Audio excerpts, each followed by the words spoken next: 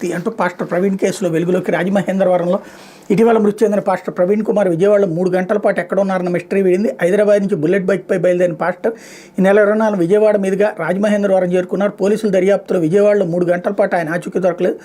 ప్రవీణ్ అలసిపోయి తన ద్విచక్ర వాహనాన్ని రామవరపాటు రింగ్కి 50 మీటర్ల ముందుగా జాతీయ రహదారిపై ఆపి పక్కన కూర్చున్నట్టు పోలీసులు గుర్తించారు. నగరంలోకి సాయంత్రం 5 గంటలకే చేరుకున్న ఆయన రాత్రి 8:45 గంటలకు ఎనికేపాడు దాటినట్టు సీసీ కెమెరాలో నమోదైంది. ఆ 3 గంటల పాటు ప్రవీణ్ ఎక్కడికి వెళ్లారని పసిగట్టడం పోలీసులకు సవాల్గా మారింది. మహానాడు జంక్షన్ నుంచి ఎనికేపాడు వరకు సుమారు 200 కెమెరాలను పోలీసులు గత 2 రోజులుగా జల్లెడబెట్టారు. విజయవాడలోకి ప్రవేశించే ముందే గొల్లపూడి వద్ద ఉన్న సీసీ కెమెరాలో నమోదైన దృశ్యాలు బుల్లెట్ బైక్ పాక్షికంగా దెబ్బతిన్నట్టు గుర్తించారు. సాయంత్రం 4:45 గంటలకు విజయవాడ శివారు గొల్లపూడిలో పెట్రోల్ బంకు ఆయన చేరుకున్నారు. అక్కడ పెట్రోల్ పోయించుకుని ఫోన్పే ద్వారా నగదు బదిలీ చేశారు. అక్కడి నుంచి బయలుదేరి కనకదుర్గ పైవంతెన వారధి మీదుగా బెంజ్ సర్కిల్ చేరుకున్నారు. 5:20 గంటలకు రామవరపాడు రింగ్కి కొద్ది దూరంలో బైక్ ఆపి కూర్చున్నారు. ఇది గమనించి అక్కడికి వచ్చిన ట్రాఫిక్ ఎస్ఐ సుబ్బారావు అతనికి తాగునీరు ఇచ్చి పక్కనున్న పార్కులో కూర్చోబెట్టారు. తాను హైదరాబాద్ నుంచి రాజమహేంద్రవరం వెళ్తున్నానని ప్రవీణ్ ఎస్ఐకి చెప్పారు.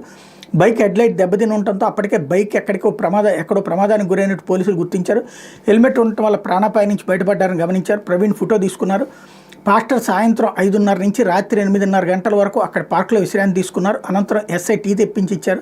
తర్వాత తన ద్విచక్ర వాహనంపై ఆయన రామవరపాడు రింగ్ మీదుగా వెళ్ళిపోయారన్నటువంటి వార్తని హైలైట్ చేశారు. ఇప్పటిదాకా